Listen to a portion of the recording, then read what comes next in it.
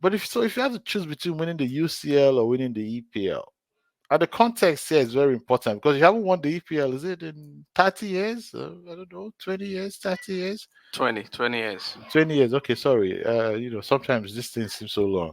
And I know you haven't won the Champions League since the beginning of time. So if you had to choose one, what will it be? Since Ray just walked in, I'll start with Ray. Ray, if you had to pick one, which All would right. you pick and tell me why? Can you guys hear me now? Yes, we can. Perfect, perfect. Hey, thanks for having me on the pod. I mean, in the context of this season, I would go for the Premier League at this moment. And the reason for me, it's Premier League is a marathon, and it basically ultimately starts with bragging rights in England with that, right? So, and it shows that consistently over the season, you getting across the finish line, you are the champions in the country. So, for that reason, I would again, based on where we are today, I would pick the Premier League.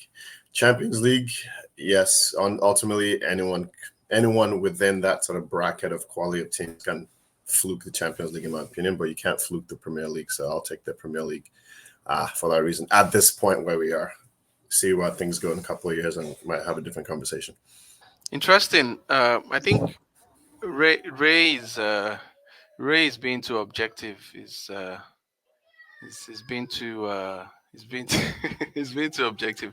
As a subjective Arsenal fan, I'm picking the UCL because we've never won it before.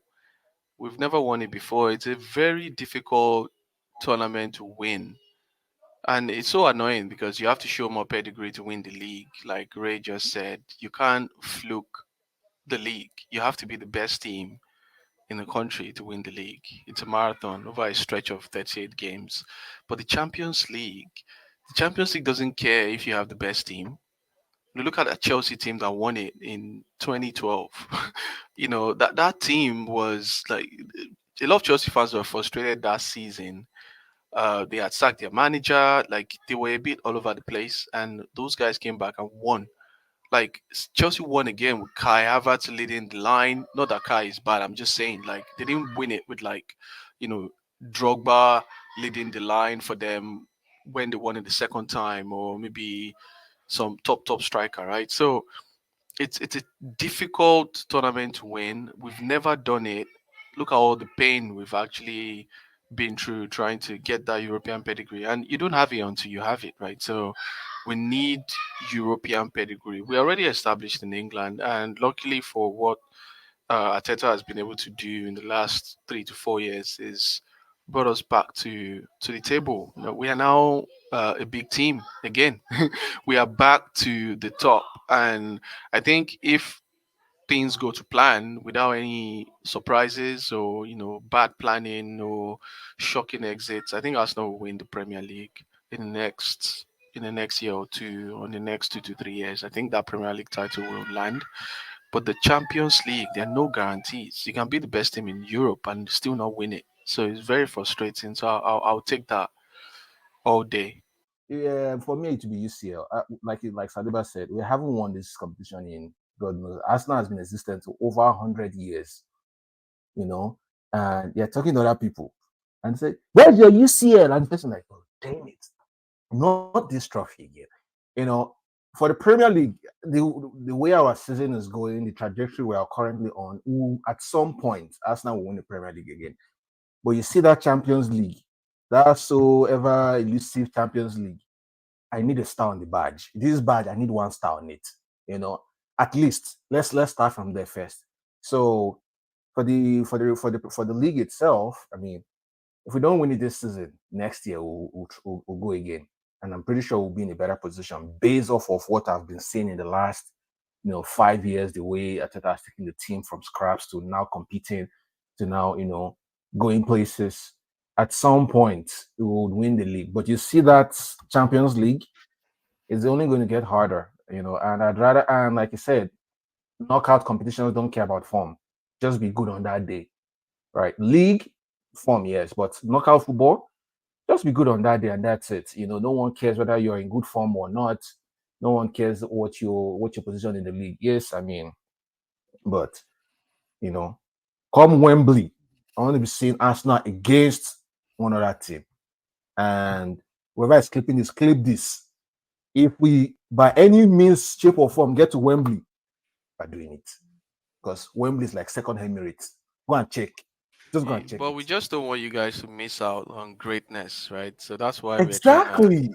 give you the Exactly. Exactly. opportunity, give you the opportunity to sign a generational manager like Southgate, Don't worry, and we've got a CEO who knows the job, and yeah. next year we're gonna get a good So manager. so that's why so that's Mhm. why they're putting plans in place to speak to this guy. They are going heavy on him, and this is a guy that is more experienced than Mikel Arteta. Don't forget, he's managed bigger players than Mikel within the last 4 to 5 years.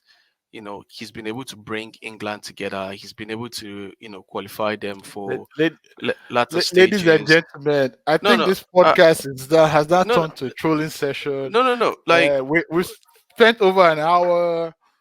I think no, it's time no, to I no. I just think he is going to be really good for you guys. And he keeps and he will help bring that British core together, right? You guys have that, that British centric way of looking at things. So Southgate will be perfect for that. A proper, English lad, who knows the country, knows the whole country very well, so he knows what to do. He's not coming to my club, God Why? forbid. Okay, So I reject that. let's look at this. Let's look at this objectively. What does Southgate? Why does Southgate not fit United? I'm not even trying to troll now. Let's look at it. Oh, like why? It's not like you are doing anything that is spectacular. No, no, no, no, no, no. I sound funny, I know, but I'm actually serious. There are building blocks to how a club can be very successful, right? It looks like United have been rebuilding for the last 10 years.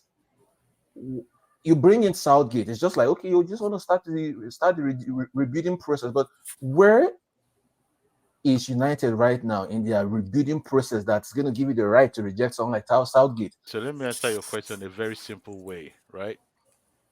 If Real Madrid, remember in the 90s, Real Madrid were struggling. No, sorry, in the early noughties, they were struggling and they had to rebuild all over. What did they do?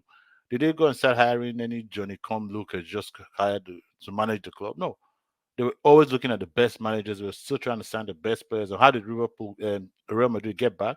They went and bought the best players available and built slowly, but by buying the best players and getting the best managers they could find until they got the right one. You don't just go and pick up any manager who's not a fit long term. With all due respect to Southgate, Southgate has managed great at national level, but managing at national level and managing at club level are two different things. At national level, you don't have that luxury of saying, "Oh, I want this guy gone."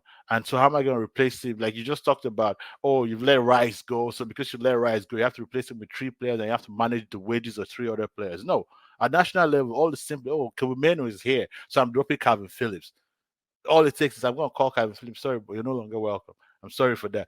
It's that simple. There's no about, oh, let's manage the wages. Oh, I have a transfer budget. No, the players just go and play and you pick them based on form or whatever you're trying to do.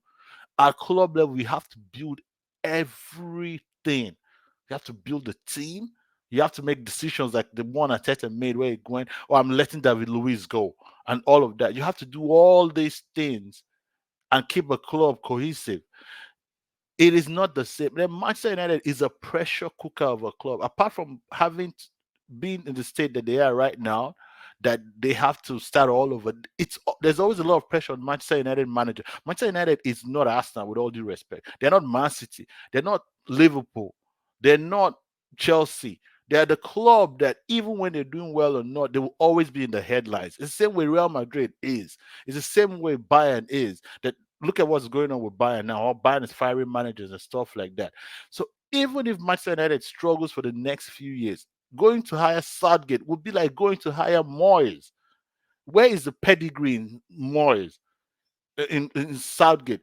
It's better you go and hire a young guy, even if you can't get a Xabi Alonso. Go and hire a young guy. Go hire, for example, a Brighton manager. Go hire a manager from Italy who's done it.